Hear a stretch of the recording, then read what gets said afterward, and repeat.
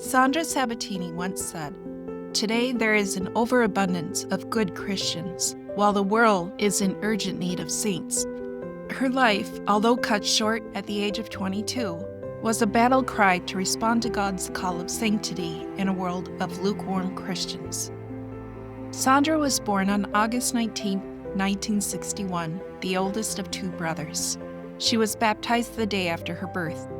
Her uncle on her mother's side was a priest whom the family lived with in the rectory, and in October of 1965, when Sandra was 4 years old, her uncle was appointed as the parish priest of the new church, San Girolamo, and the family followed him there.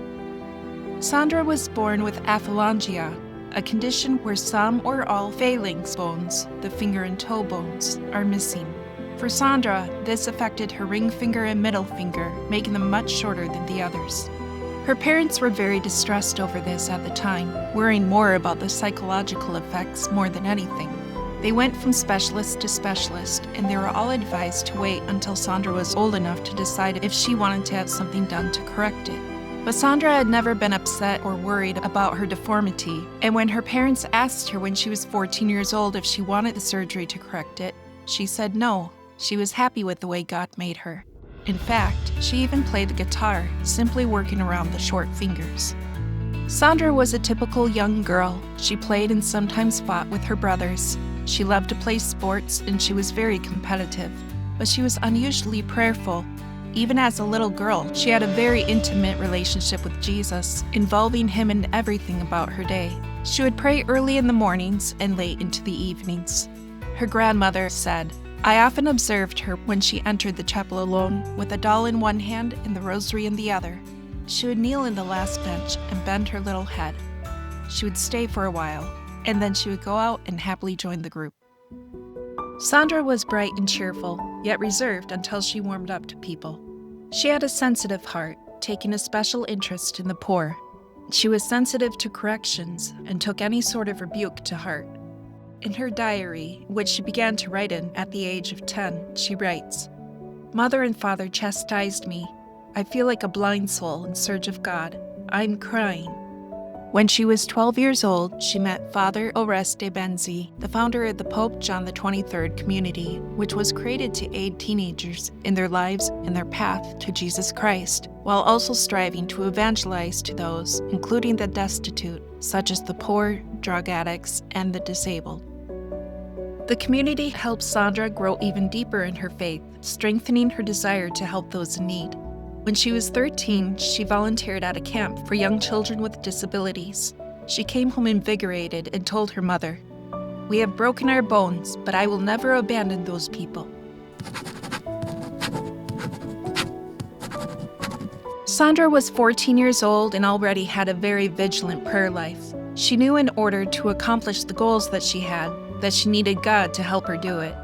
She would get up very early in the morning to be alone in meditation before others came to church, her uncle said.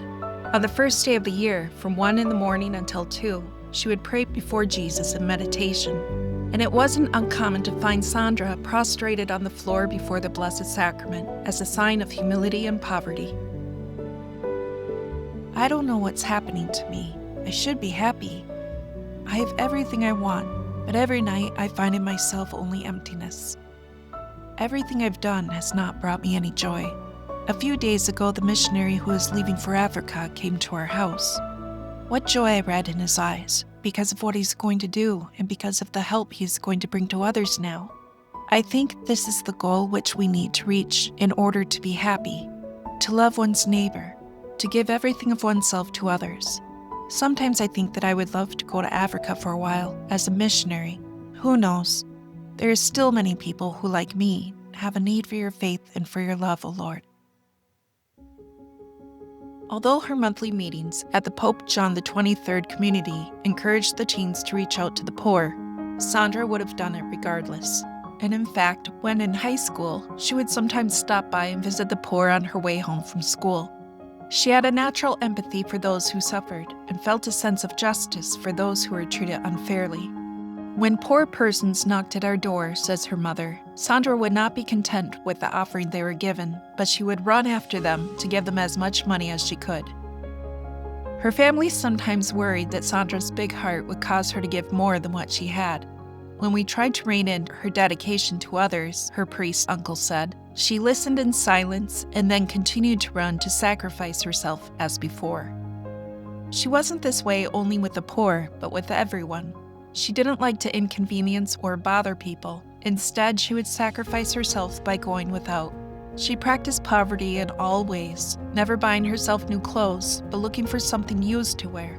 If she was given something new, she would exchange it for something old.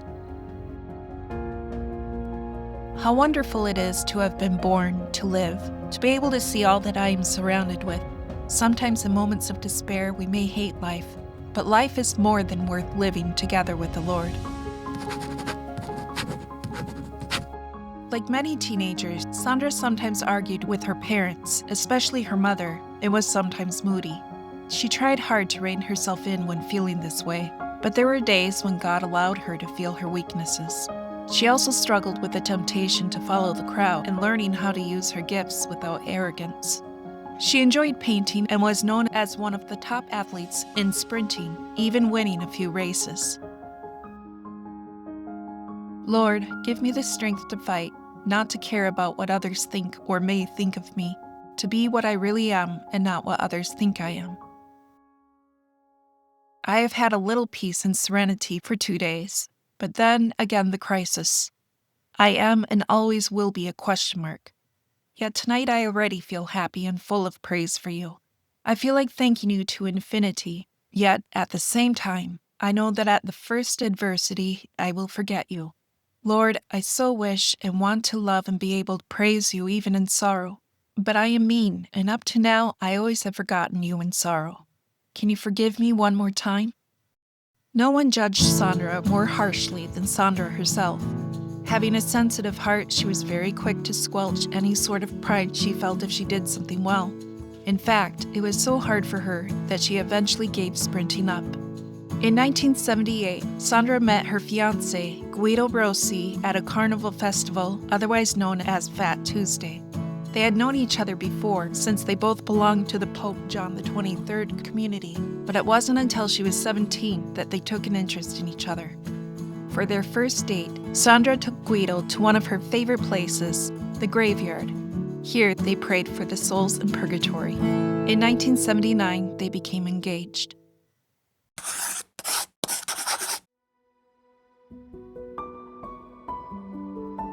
I have a great confusion inside of me. I believed that I had everything clear, while I now understand that basically I have not understood anything yet. I am a hypocrite who sometimes does not want to admit your presence because it bothers me. Then I end up making compromises even with myself. Slowly, however, Lord, I feel that you are helping me to get closer. You give me the strength to move forward on my journey. Lord, are you able to accept me just as I am, with so many limits, fears, and hopes? Or are you tired of this Pharisee who now asks for your forgiveness and then maybe in a little while will not care at all about you? Sandra did not forget her dream of being a missionary in Africa, but she was torn with her desire to become a doctor. Her mother also was very against the idea of her going so far away and argued with Sandra about not going to the university after high school. Still, Sandra resisted, not to be defiant against her mother, but because she was waiting on God to tell her what to do. But the stress was taking its toll on her. I was walking along the seashore today, and I felt strange, almost empty, apathetic, but it was just the evil of a moment. While once such moods lasted for whole days, now they do not last so long anymore. I cannot allow them to persist anymore. If one just thinks, Emmanuel, God is with us, then it makes no sense anymore for a crisis to exist. Lord, I need you to help me to make things clear so that you can make me understand what you want from me. What do you want me to do? In 1980, Sandra graduated from high school, still undecided what to do. Lord, what do you want me to do? This is the question, all the time, everywhere. But where is my mistake? I've always assumed that this question was about thinking about tomorrow, looking to the future so fleeting, so uncertain even in its existence. But here is my big mistake. It is in the present instead that I have to ask myself this problem. It is in this moment It is now that I have to understand what the Lord wants of me today. Forgive me, Lord, for my blindness. After graduating from high school, she began spending her free time volunteering in drug rehab houses that were connected with the Pope John Association, and even spent her summer vacation there in the rehab houses of Ijea. She loved spending her time with the residents, calling them her brothers. I feel I love each one of them deeply, because in this moment it is in them that I meet you. I meet you in the simplicity of Giuliano, in Caesar's need for sweetness, in Mario's need for affection, in Stefano's search for something valid, in Piero's need for listening and understanding, in Giovanni's first attempts towards a search for a true friendship. Sandra was finally able to make her decision on what she felt God was calling her to do. She chose to go to the university to study medicine. 12/18/1981. Yesterday I saw the first autopsy.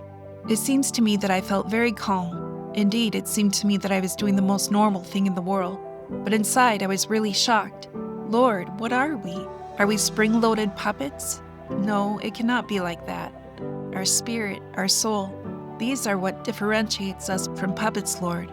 If I had not known you, what would my life have been? Focusing on her studies brought attention to herself, which she hated. Once again, she began to critique herself harshly, judging herself for every small win. I feel I am always playing a game. Lord, what can you do with someone like me who does not know how to look after herself and yet pretends that she should look after others? I would like to sink underground for a while so that others can forget my stupidity, meanness, so that I do not have to feel at peace with myself, so that they don't see me when I praise myself or when I get angry, or when I do nothing but repent immediately after what I have said or done. When I don't know how to love you, when I am not attentive to others, when I get to love a person, or when I behave in a certain way after having completely different instincts.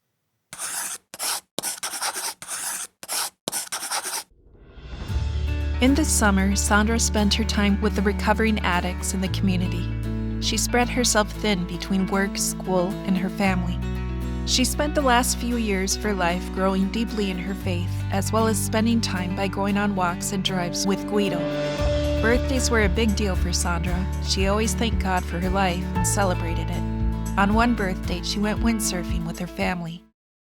A few days before her death, Sandra had a strange dream. She told her mother about it. "Mother, I dreamed about my funeral and saw on my grave that there was never a shortage of flowers."